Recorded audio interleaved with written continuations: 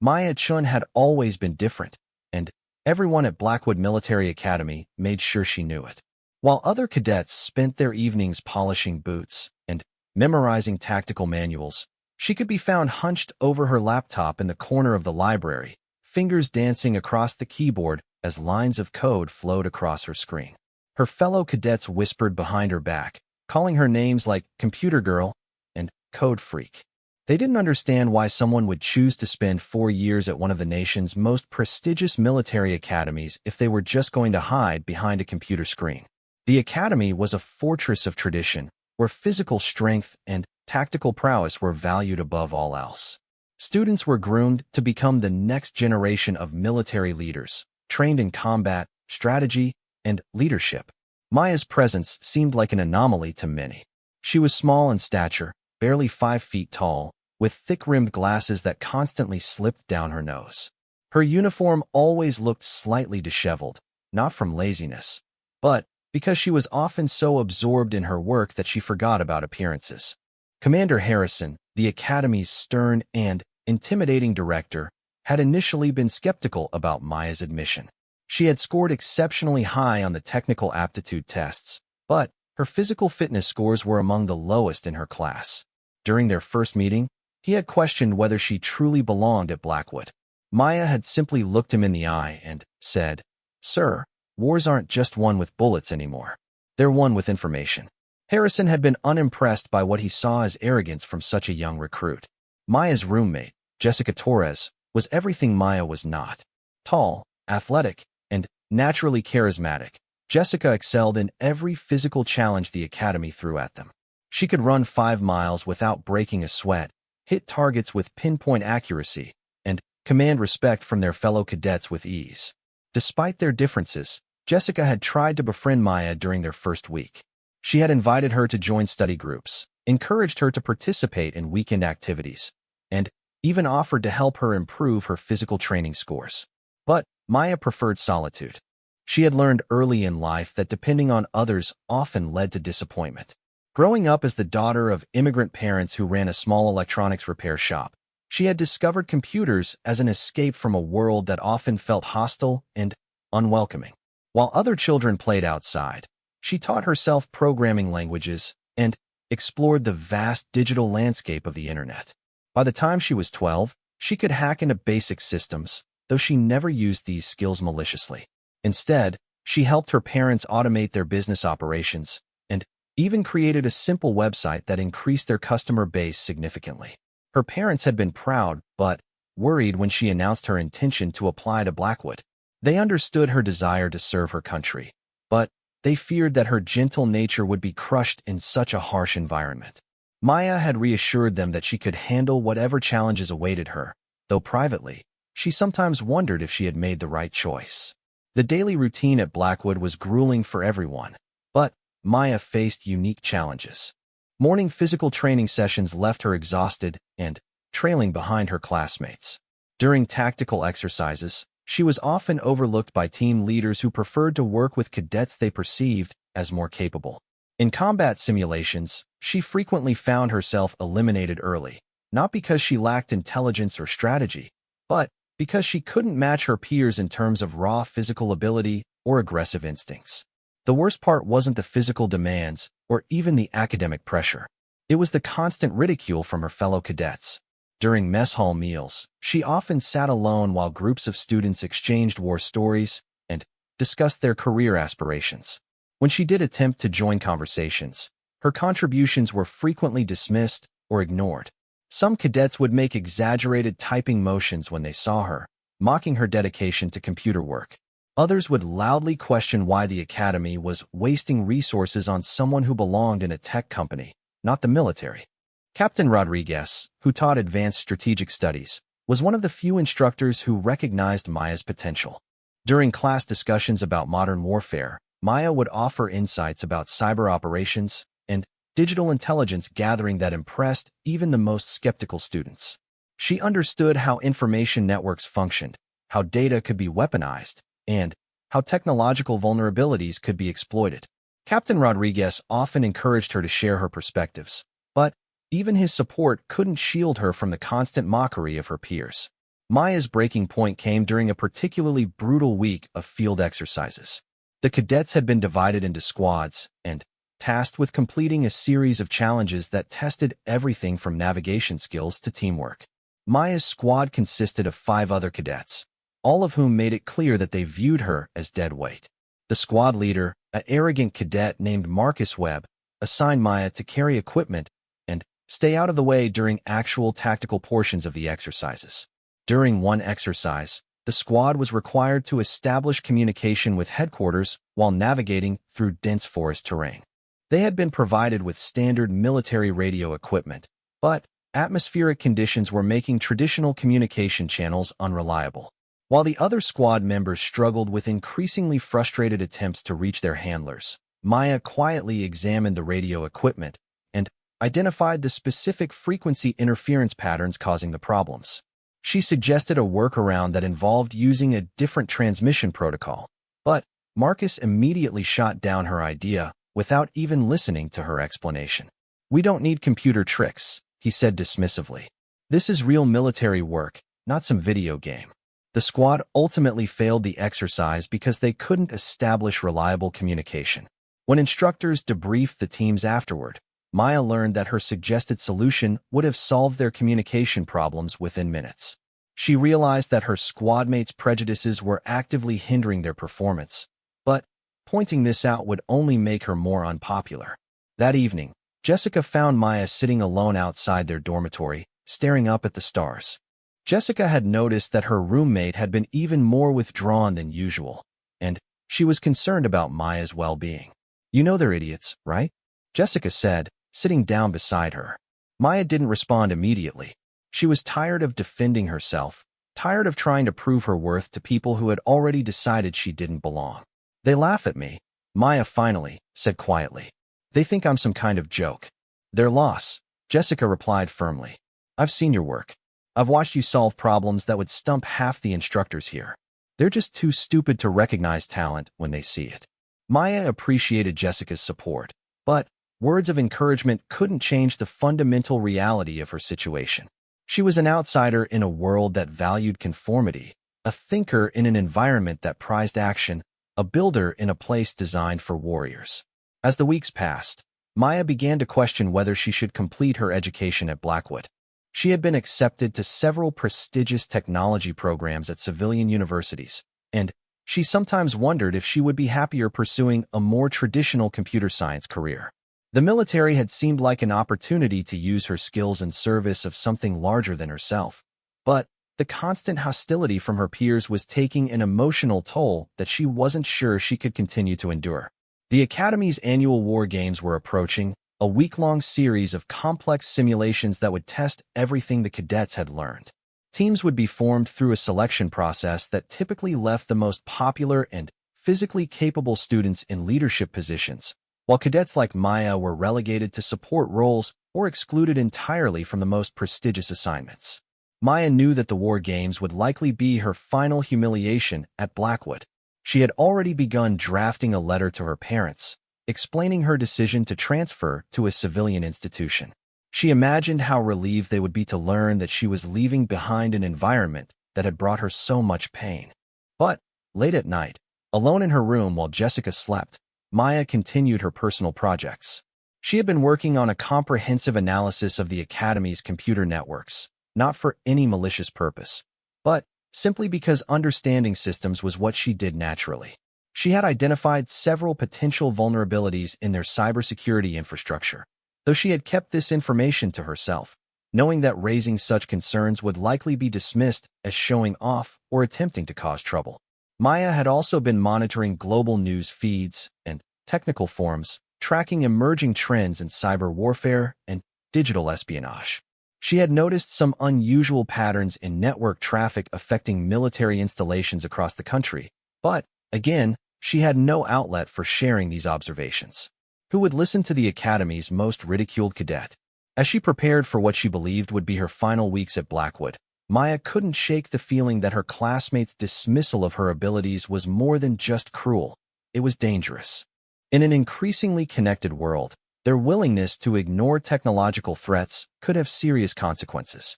But She was just one small, unpopular cadet in a vast military machine, and her warnings would likely be seen as desperate attempts to seem important. The morning sun streaming through her dormitory window marked the beginning of another day of challenges and mockery. Maya gathered her books and prepared to face whatever new humiliations awaited her, unaware that events were already in motion that would soon test every assumption her fellow cadets had made about her worth and capabilities. The morning of the annual war games began with typical chaos as 400 cadets prepared for the Academy's most challenging week. Maya watched from her dormitory window as students loaded equipment onto transport vehicles, their voices filled with excitement and nervous energy.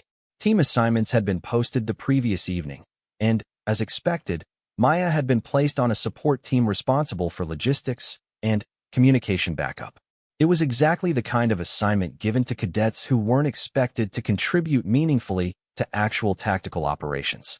Captain Rodriguez found Maya in the computer lab that morning, hunched over a terminal as she ran final diagnostics on the communication systems that would be used during the exercises. Unlike her peers, who were focused on checking weapons and survival gear, Maya was ensuring that the digital infrastructure supporting the entire operation would function properly. "Chun," Captain Rodriguez said, approaching her workstation. "I wanted to talk to you before the exercises begin." Maya looked up from her screen, expecting another lecture about the importance of physical fitness or teamwork. Instead, she saw something unexpected in the captain's eyes, genuine concern. "I know this hasn't been easy for you here," he continued, "but I want you to know that your contributions haven't gone unnoticed by everyone. Your insights in strategic studies have been exceptional, and your technical skills are remarkable." Maya felt a flush of embarrassment. Praise from instructors always made her uncomfortable because it inevitably led to more resentment from her fellow cadets. "Thank you, sir, but I'm not sure it matters much." Captain Rodriguez studied her carefully. "Maya, in the real world, the military is changing rapidly.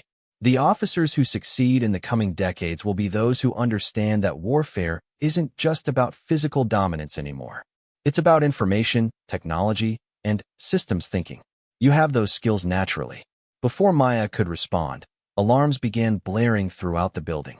Both she and Captain Rodriguez froze as the distinctive pattern echoed through the corridors, 3 long blasts followed by 2 short ones. It wasn't part of the war game's schedule. "That's the emergency alert system," Captain Rodriguez said, his expression immediately shifting to professional concern. "Something's wrong." Maya's fingers moved instinctively to her keyboard, accessing the Academy's network monitoring systems. What she saw on her screen made her blood run cold. Unusual data patterns were flowing through the Academy's networks, patterns that looked suspiciously like the ones she had been tracking in global military systems over the past few weeks.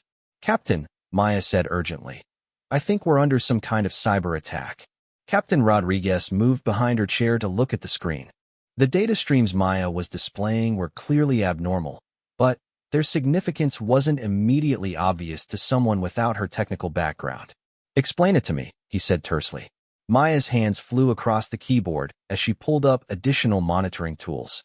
"These traffic patterns, they're designed to look like normal system updates and maintenance routines, but they're actually probing our network architecture. Someone is mapping our systems from the inside." Commander Harrison's voice echoed through the building's intercom system, calling all senior staff to an emergency briefing. Captain Rodriguez hesitated for a moment, torn between following orders and staying to understand what Maya was showing him. "Go," Maya said. "I'll keep monitoring and see what else I can find." As Captain Rodriguez hurried toward the administrative building, Maya dove deeper into the Academy's network infrastructure. What she discovered sent chills down her spine. The attack wasn't random. It was sophisticated, coordinated, and specifically targeted at military installations. Worse, it appeared to be designed to activate during major training exercises when security attention would be focused elsewhere.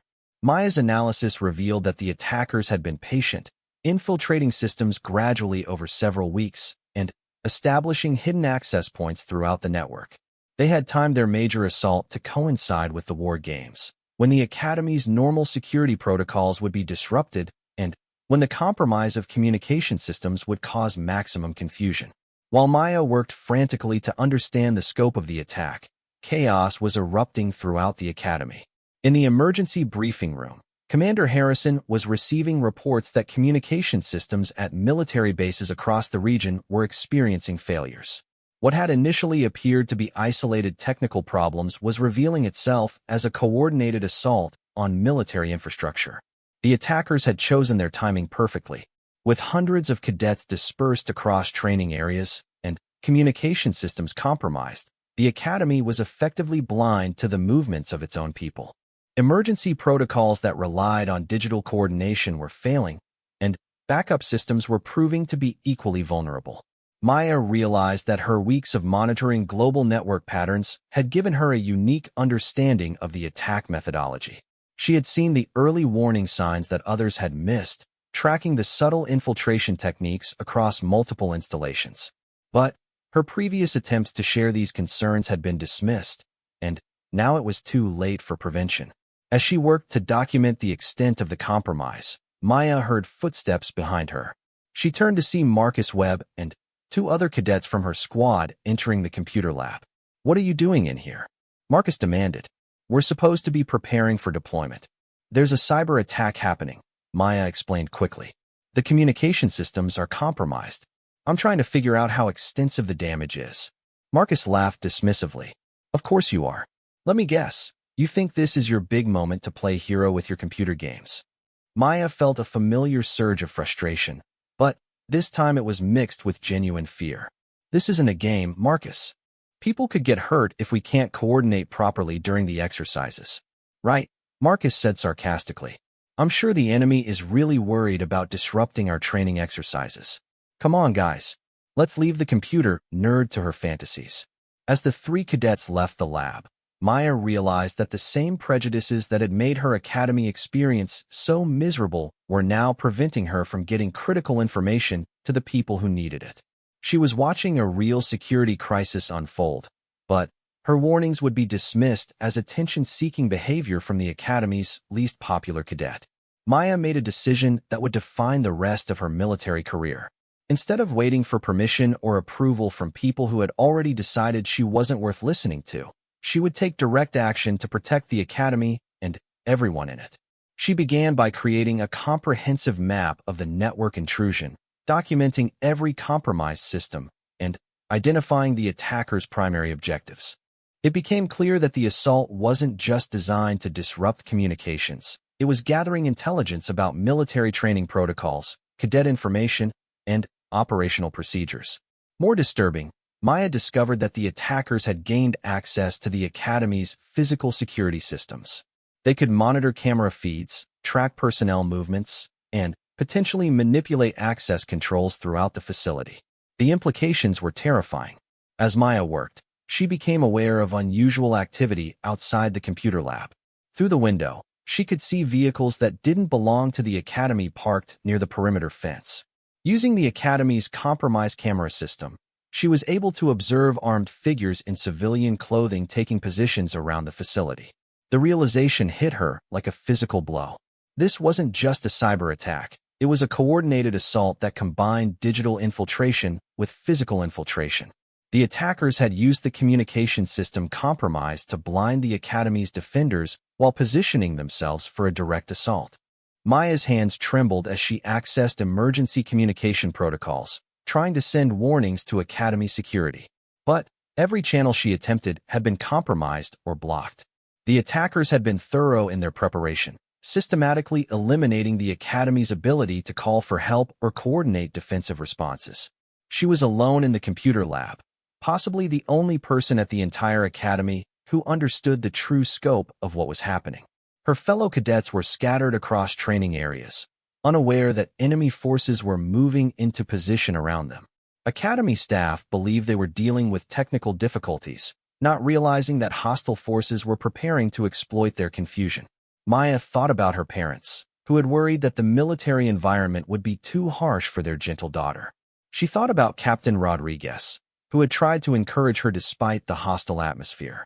She thought about Jessica, her roommate, who had been kind when almost everyone else had been cruel. All of these people were in danger, and Maya was the only person in a position to help them. The same technical skills that had made her an outcast at Blackwood were now the Academy's only hope for survival. Maya realized that she had been preparing for this moment her entire life, even without knowing it. Every hour spent learning programming languages, every night spent exploring network architectures, every challenge she had faced as an outsider in a traditional military environment had been building toward this critical moment. She opened multiple screens on her workstation and began the most important work of her life. Maya knew that she had perhaps minutes before the attackers would begin their physical assault, and she was the only person who understood both their capabilities and their intentions. The computer lab had never felt so quiet, yet Maya knew that outside those walls, the Academy was about to face its greatest challenge. And the success or failure of the defense would depend on the skills of the cadet that everyone had dismissed as worthless. Maya's fingers moved with desperate precision across her keyboard as she began what would later be called the most critical cyber defense operation in Blackwood Academy's history. Through the compromised camera feeds, she could see that the attackers had positioned themselves strategically around the Academy's perimeter. Their timing was perfect. Most cadets were in remote training areas, and the remaining staff believed they were dealing with routine technical problems. The attackers had clearly studied the Academy's routines extensively. They knew that during war games preparation, security attention would be focused on the training areas rather than the main facility. They also understood that communication system failures during exercises would be initially attributed to equipment problems rather than hostile action. Maya realized that she needed to accomplish three critical objectives simultaneously: restore communication capabilities for Academy defenders, prevent the attackers from accessing sensitive military information, and somehow alert the dispersed cadets to the danger they faced. Each task would normally require a team of specialists, but she was working alone against adversaries who had been planning this operation for months. She began by carefully analyzing the attackers' network infiltration techniques. Their approach was sophisticated, using a combination of legitimate-looking software updates and carefully crafted malware that could hide within normal system operations. Maya recognized elements of the attack patterns she had been tracking across multiple military installations, confirming her suspicion that this was part of a larger coordinated assault on military infrastructure. The attackers had been particularly clever in their timing. By launching their major assault during the war games, they had ensured that any unusual activity would be initially dismissed as part of the training exercise. Communication disruptions, equipment failures, and even the presence of unfamiliar vehicles could all be explained as elements of the elaborate simulation that the cadets expected to face. Maya discovered that the attackers had established multiple backdoors into the Academy's systems, giving them persistent access even if some of their infiltration tools were detected and removed. They had also created false diagnostic reports that would make IT staff believe that system failures were due to hardware problems rather than malicious interference. Working methodically, Maya began to isolate and eliminate the attackers' access points. This was delicate work. Removing their access too quickly might alert them to her activities, while leaving them in place too long would give them additional time to extract sensitive information or cause more damage to critical systems. As she worked, Maya could see through the security cameras that the attackers were moving closer to the main Academy buildings. They moved with military precision, suggesting professional training and careful coordination. Their equipment appeared to be high quality, indicating significant financial backing for their operation. Maya's analysis of their digital activities revealed that they were specifically interested in accessing student records, training protocols, and information about the Academy's connections to other military installations. This suggested that their goals went beyond simple disruption. They were conducting espionage operations designed to compromise broader military security. The realization that she was facing professional operatives rather than amateur hackers made Maya's situation even more frightening. These weren't college students playing pranks or activists making political statements. They were skilled adversaries with serious hostile intentions, and they had clearly invested significant resources in planning their attack. Maya decided to take a calculated risk. Instead of simply defending against the attackers, she would attempt to turn their own tools against them. Using her understanding of their infiltration techniques, She began modifying their malware to create false information feeds that would confuse their intelligence-gathering efforts. She created fictional data suggesting that the Academy's most sensitive information was stored in isolated systems that were actually honeypots, fake databases designed to trap intruders. She also began feeding them false information about Academy security protocols and personnel deployments that would lead them into areas where they could be more easily detected and confronted. While implementing these deception measures, Maya worked to restore communication capabilities for Academy defenders. This required careful surgical removal of malicious code from communication systems while leaving enough of the attacker's tools in place to avoid alerting them to her activities. Maya managed to establish a secure communication channel to the Emergency Operations Center where Commander Harrison and other senior staff were still trying to understand the scope of their technical problems. She knew that her first communication would be critical. She needed to convince them of the severity of the threat while providing clear, actionable intelligence. Maya typed a message that would forever change how the Academy viewed her capabilities. Commander Harrison, this is Cadet Chun. We are under coordinated cyber and physical attack. Hostile forces are positioned around the Academy perimeter. I have isolated some of their access points and can provide real-time intelligence on their movements. Please respond if you receive this message. The response came within seconds. Chun, explain your assessment immediately. How do you know about hostile forces?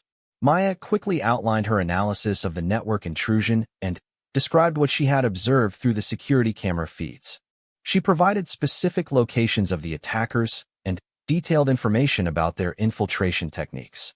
Most importantly, she explained that the attackers had been gathering intelligence about cadet locations and Academy security procedures. Commander Harrison's next message revealed the gravity of the situation. Chun, we have lost contact with 3 training groups and cannot reach regional security headquarters. Can you restore communication capabilities? Maya realized that the attack was even more extensive than she had initially understood. The attackers had not only compromised the Academy's internal systems, but had also disrupted communication with external military authorities. This meant that no help was coming, and the Academy would have to defend itself with only the resources currently available. Working frantically, Maya began restoring communication links to the dispersed training groups. This required carefully removing malicious code from communication equipment while maintaining the deception that the attackers' overall operation was proceeding successfully. As she worked, Maya could see through the camera feeds that the attackers were beginning to move toward the main buildings. Their patience had limits, and they were apparently ready to begin the next phase of their operation. Maya realized that she was running out of time to prepare the Academy's defenses. Her first priority was alerting the training groups to the danger. Using restored communication channels, Maya began sending coded warnings to the instructors leading each group. She had to be careful to use language that would be understood by Academy personnel, but would not alert the attackers to the fact that their infiltration had been detected. Maya sent messages indicating that a red flag exercise was beginning, Academy code for an emergency situation requiring immediate defensive postures. She provided specific intelligence about attacker positions and suggested routes that would allow the training groups to return to the main academy while avoiding hostile forces. The response from the training groups was immediate and professional. Whatever their opinions about Maya personally, the instructors recognized genuine intelligence when they received it. Within minutes, Maya began receiving reports that the training groups were moving into defensive positions and preparing to return to the academy. Commander Harrison sent Maya another message. Chun, we need intelligence on attacker capabilities and intentions. Can you determine their objectives? Maya analyzed the data that the attackers had been attempting to steal and the systems they had been trying to access.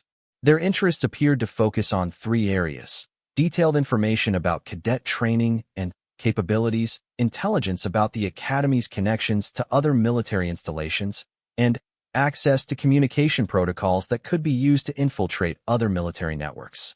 Maya realized that the Academy had been targeted not just for its own value, but as a gateway to broader military intelligence networks. The attackers understood that Blackwood Academy served as a training ground for future military leaders and that compromising the Academy's systems could provide access to information about the entire military education infrastructure. This understanding helped Maya predict the attackers' next moves. They would attempt to physically access the Academy's main computer centers to extract information that they had not been able to obtain through remote access. They would also try to capture key personnel who might have access to sensitive information or communication codes. Maya sent this analysis to Commander Harrison along with recommendations for defensive positions and evacuation procedures for non-essential personnel. She also suggested ways to use the Academy's terrain and buildings to create defensive advantages for the Academy's limited security forces. As Maya coordinated the Academy's initial defensive response, she realized that her role had fundamentally changed. She was no longer the ridiculed outsider working alone in the computer lab. She had become the Academy's primary intelligence asset, providing critical information that would determine whether her fellow cadets and instructors would survive the night. The transformation was surreal. Cadets who had mocked her technical skills were now depending on those same abilities for their safety. Instructors who had questioned her place at the Academy were following her intelligence assessments and tactical recommendations. Maya understood that the next few hours would test everything she had learned during her difficult time at Blackwood Academy. Her technical skills would be critical, but she would also need to demonstrate the leadership and courage that the Academy sought to develop in all its cadets. Through her monitors, Maya could see that the attackers were preparing for their final assault on the main Academy buildings. She had bought the Academy time and restored some defensive capabilities, but the most dangerous phase of the encounter was just beginning. Maya's hands trembled slightly as she watched the attackers begin their final approach toward the Academy's main buildings. Through the restored camera feeds, she could count at least 12 armed figures moving with military precision across the grounds. They had clearly expected their cyber attack to leave the Academy blind and helpless, but Maya's interventions had disrupted their timeline and forced them to adapt their strategy. Commander Harrison's voice crackled through the newly restored communication system as he coordinated the Academy's defensive response. Maya had become his primary source of real-time intelligence, providing detailed information about attacker movements and predicting their likely objectives. "Chun, can you determine their primary target?" Harrison asked through the secure channel. Maya analyzed the attackers' movement patterns and compared them to her understanding of their digital infiltration attempts. "Sir, based on their approach routes and previous data access attempts, I believe they're heading for the main administrative building. They want access to the central servers and communication hub." Maya realized that protecting the Academy's central computer systems was critical not just for Blackwood's security, but for the broader military network. If the attackers gained physical access to the main servers, they could potentially extract information that would compromise other military installations and ongoing operations. She began implementing additional defensive measures, creating multiple layers of digital protection around the most sensitive systems. Maya designed these barriers to slow down any unauthorized access attempts while providing her with detailed information about the attacker's capabilities and objectives. As Maya worked, she could hear footsteps in the corridor outside the computer lab. Captain Rodriguez appeared in the doorway, breathing heavily from running across the campus. "Chun, Commander Harrison sent me to coordinate with you directly," he said. "The training groups are returning to the Academy, but we need your intelligence to position them effectively." Maya quickly briefed Captain Rodriguez on everything she had discovered about the attackers' capabilities, timing, and objectives. She showed him the real-time camera feeds and explained how she had been tracking the hostile forces' movements. "How did you know this was happening?" Captain Rodriguez asked, clearly impressed by the comprehensiveness of Maya's analysis. "I've been tracking unusual network activity across multiple military installations for weeks," Maya explained. "I tried to report it before, but nobody took me seriously." Captain Rodriguez looked uncomfortable as he realized the implications of her statement. Maya's warnings had been dismissed because of her status as an unpopular cadet, and that dismissal had nearly led to disaster. "We're taking you seriously now," he said firmly. "What do you need from us?" Maya realized that this was her moment to truly contribute to the Academy's defense. Her technical skills had gotten their attention, but Now she needed to demonstrate the strategic thinking and leadership that Blackwood Academy sought to develop in all its cadets. "Sir, we need to turn this situation to our advantage," Maya said. "The attackers think they understand our capabilities, but they don't know that I've been monitoring their activities. We can use their assumptions against them." Maya outlined a plan that would use the attackers' expectations to draw them into prepared defensive positions. She proposed creating false intelligence, suggesting that the Academy's most valuable information was stored in easily accessible locations, while the real data was protected by systems that she had hardened specifically against their infiltration techniques. Captain Rodriguez was initially skeptical of such an ambitious strategy, but Maya's demonstrated understanding of the attackers' capabilities convinced him that her plan was viable. They began coordinating with Commander Harrison and the returning training groups to implement Maya's defensive strategy. Maya's plan required precise timing and coordination between multiple groups of defenders. She would use her control over the Academy's digital systems to manipulate the attackers' intelligence gathering, feeding them false information that would guide them into areas where the Academy's limited security forces could engage them most effectively. As the plan took shape, Maya realized that she was demonstrating exactly the kind of strategic thinking that Blackwood Academy sought to develop. Her approach combined technical expertise with tactical awareness and leadership skills, proving that her unique background was an asset rather than a liability. The first phase of Maya's plan involved using the Academy's public address system to create the illusion that critical personnel were evacuating specific buildings. This would encourage the attackers to focus their attention on areas where the Academy's defenders were actually prepared to confront them. Maya coordinated these deception efforts while simultaneously monitoring the attackers' digital activities. She could see that they were responding to her false intelligence, adjusting their approach routes based on the misleading information she was feeding them through their compromised communication channels. As the attackers moved into position for their assault on the administrative building, Maya implemented the next phase of her plan.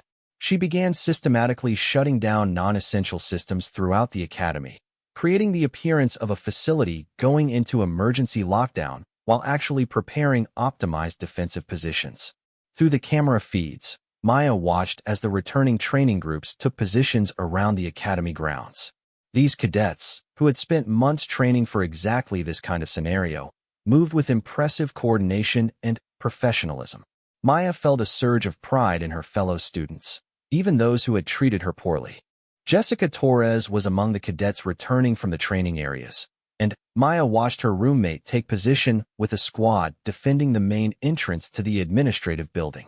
Maya realized that Jessica and the other defenders were depending on her intelligence and coordination to keep them safe. The weight of responsibility was enormous, but Maya found that her weeks of isolation and ridicule had prepared her for this moment in unexpected ways. She had learned to work independently, to trust her own analysis, and to persist in the face of skepticism and hostility. These qualities were exactly what the situation demanded. Maya's communication with Commander Harrison became increasingly detailed as the confrontation approached. She provided precise timing estimates for the attackers' movements and specific recommendations for defensive positioning. Her analysis was proving to be remarkably accurate, building confidence in her strategic assessments. The attackers began their assault just as Maya had predicted, attempting to breach the administrative building through multiple entry points. However, Maya's intelligence had allowed the defenders to position themselves optimally, and the Academy's security forces were ready for them. Maya coordinated the defensive response in real time, providing updates on attacker movements and adjusting defensive positions as the situation evolved. She had become the Academy's central nervous system, processing information from multiple sources and coordinating responses across the entire facility. During the engagement, Maya demonstrated capabilities that surprised even her supporters. She managed communication between multiple defensive teams, provided tactical intelligence to field commanders, and maintained operational security for the Academy's most sensitive systems, all while continuing to monitor and counter the attackers' cyber operations. The battle for Blackwood Academy lasted 3 hours, but Maya's intelligence and coordination efforts proved decisive. The attackers found themselves confronting prepared defenders at every turn, their carefully planned operation disrupted by intelligence they never suspected existed. When regional military forces finally arrived to provide support, they found the attackers either captured or neutralized, with minimal casualties among Academy personnel. The successful defense was immediately recognized as a textbook example of how proper intelligence gathering and coordination could overcome superior numbers and firepower. In the aftermath of the crisis, Maya's role in the Academy's defense became widely known. The same cadets who had mocked her technical abilities now understood that those skills had literally saved their lives. Marcus Webb, who had dismissed her warnings just hours earlier, approached her with a formal apology and a request to learn from her expertise. Commander Harrison summoned Maya to his office the morning after the attack. The conversation was very different from their first meeting years earlier. "Cadet Chun," he said, "your performance during this crisis was exceptional. You demonstrated exactly the kind of innovative thinking and technical leadership that the military needs for the challenges we face in the modern world." Maya felt a mixture of vindication and sadness. She had proven her worth, but only under circumstances that had put everyone's lives at risk. "Sir, I tried to warn people about the network vulnerabilities weeks ago," she said quietly. "If someone had listened, maybe we could have prevented this attack entirely." Commander Harrison nodded gravely. "You're absolutely right, and that's a failure on our part. We allowed our traditional thinking to blind us to new kinds of threats and new kinds of capabilities. That won't happen again." Maya's experience at Blackwood Academy became a catalyst for fundamental changes in military education. Her successful defense of the Academy demonstrated the critical importance of cyber warfare capabilities and the need to integrate technical specialists into traditional military structures. Captain Rodriguez was tasked with developing new curricula that would better prepare future military leaders for technology-intensive conflicts. Maya was asked to contribute to these efforts, sharing her insights about both technical requirements and the cultural changes needed to support diverse skill sets within military organizations. Maya's fellow cadets, who had once seen her as an outsider, began to understand that the future of military service would require exactly the kind of diverse thinking and specialized expertise that she represented. The Academy's culture began to shift toward greater appreciation for different types of capabilities and contributions. Jessica Torres later reflected that watching Maya during the crisis had taught her as much about leadership as any formal training she had received. Maya had demonstrated that true leadership wasn't about commanding others, but about using your unique capabilities to protect and serve those around you, regardless of how they had treated you. Maya completed her education at Blackwood Academy with highest honors and was immediately recruited for advanced cyber warfare programs.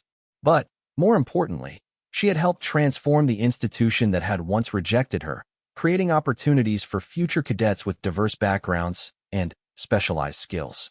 Years later, when Maya had achieved recognition as one of the military's leading cyber warfare specialists, she would often return to Blackwood Academy to speak with cadets. She would tell them that the greatest victories often come not from strength or popularity, but from the willingness to persist in developing your unique capabilities, even when others don't understand their value. The computer lab where Maya had worked alone during those difficult early months had been renamed the Chun Cyber Operations Center in recognition of her contributions. New cadets would learn about the young woman who had been ridiculed for her technical interests, but who had used those same abilities to save everyone around her when it mattered most. Maya's story became a reminder that in an increasingly complex world, the people who seem different or out of place might actually be exactly what is needed to meet emerging challenges. Sometimes those who are laughed at today become the heroes who save everyone tomorrow.